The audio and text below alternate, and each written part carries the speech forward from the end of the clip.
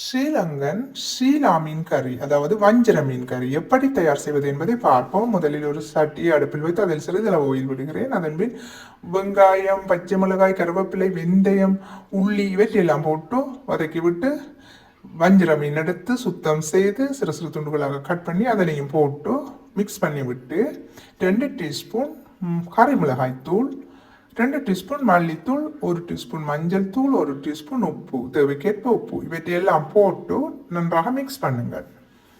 நன்றாக மிக்ஸ் பண்ணிவிட்டு ஒரு சிறிதளவு பழப்புளி எடுத்து கரைத்து அதனை மீன் கறியில் விடுகிறேன். பழப்புளி விட்டுட்டு அதன் பின்பு ஒரு கப் தேங்காய் பால் எடுத்து அதனையும் விடுங்கள். தேங்காய்ப்பால் மீன் கறிக்கு மிகவும் சுவையாக இருக்கும்.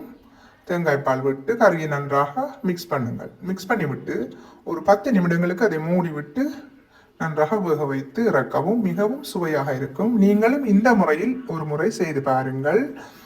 இந்த சேனல் பிடித்திருந்தால் லைக் பண்ணவும், ஷேர் பண்ணவும், சப்ஸ்கிரைப் பண்ணவும்.